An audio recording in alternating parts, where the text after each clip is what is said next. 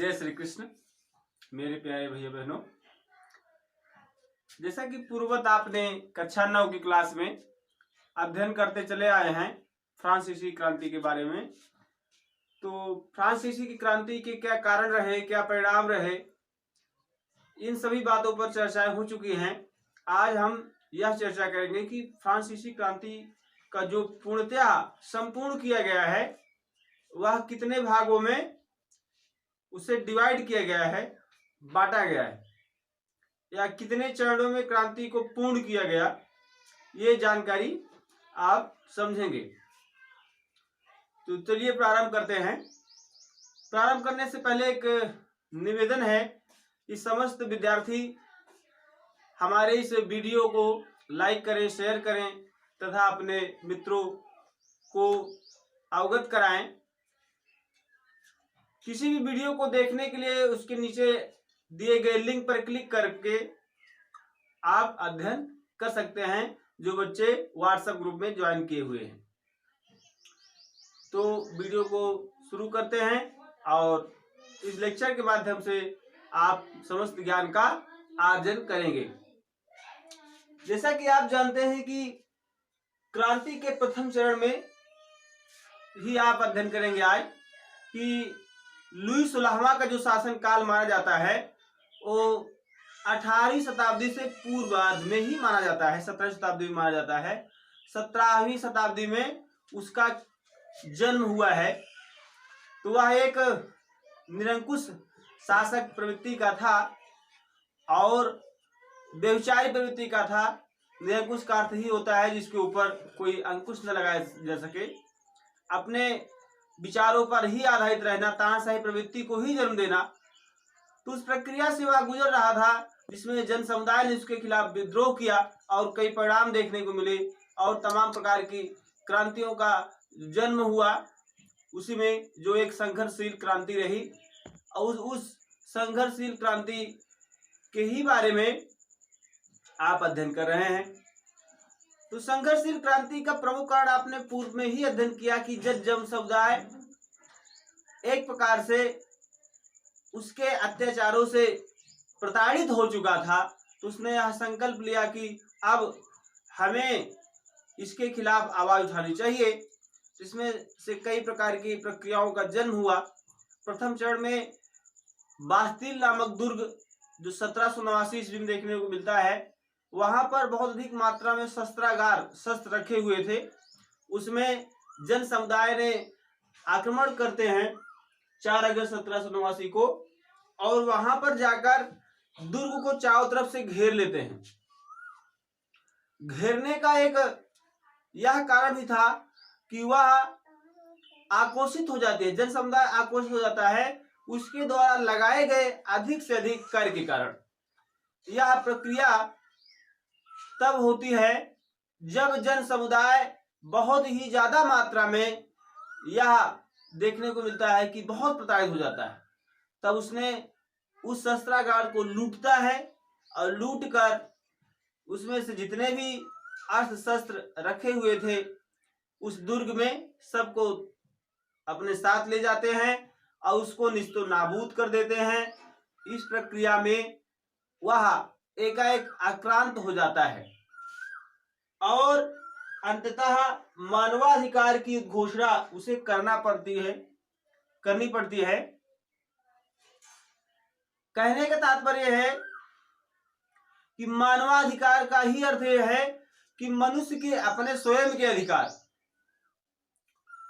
के ही अधिकारों का पालन करने के लिए मनुष्य यह कार्य करता है।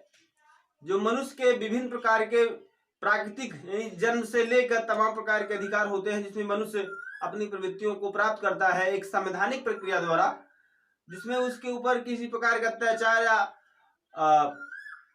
विभिन्न प्रकार की कोई भी ऐसे क्रियाएं जो किसी राजा या सम्राट द्वारा नहीं लगाई सकती हैं, वह संपूर्ण चीजें आती हैं जो मानवाधिकार में हम समझते हैं। तो मानवाधिकार भी फ्रांस की क्रांति में उद्भूत होता है और कब होता है? पहले चरण में ही देखने को मिलता है 26 अगस्त 1789 ईस्वी को, जिसके परिणाम स्वरूप क्या देखने को मिलता है कि जो तमाम प्रकार के ऐसे धार्मिक प्रवृत्तियां थी, जिसमें हम कह सकते हैं चर्च था, पोप था, या ऐसे तमाम प्रकार के संगठन थे जिसके ऊपर निरंकुशता का एक झंडा गड़ा हुआ था। चर्चों में जो उच्च वर्ग के कुलीन लोग हुआ करते थे उसे एक प्रकार से जुआड़ी अड्डा बना दिए थे और शराब का ठेका बना दिए थे, तो एकदम भ्रष्ट कर दिए थे।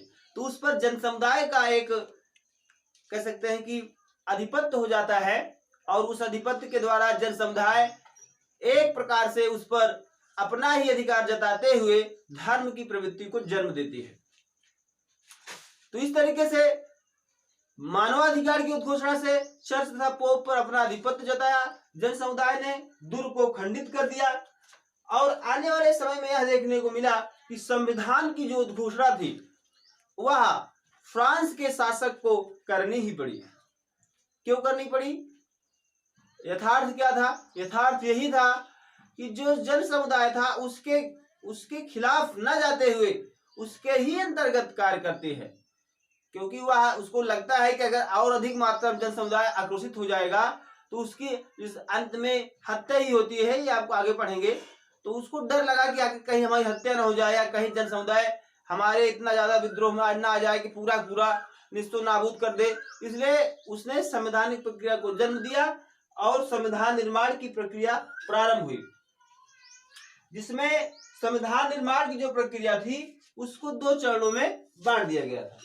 यानी जो निर्वाचन पद्धति थी उसको 2 चरणों में बांटा गया था, एक सक्रिय और एक निष्क्रिय लोग।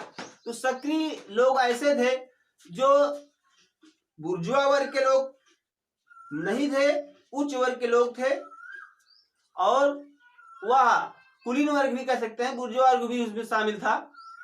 तो कह सकते हैं कि वे सभी लोग जो 2/3 यानी 2 से भी अधिक 3 दिन के अंदर कर दिया करते थे, ऐसे लोग थे जो बहुत अधिक मात्रा में कर दिया करते थे, उनको शामिल किया गया। यानी कुल मिलाकर कह सकते हैं कि उन्हीं के लोगों को उसमें शामिल किया गया।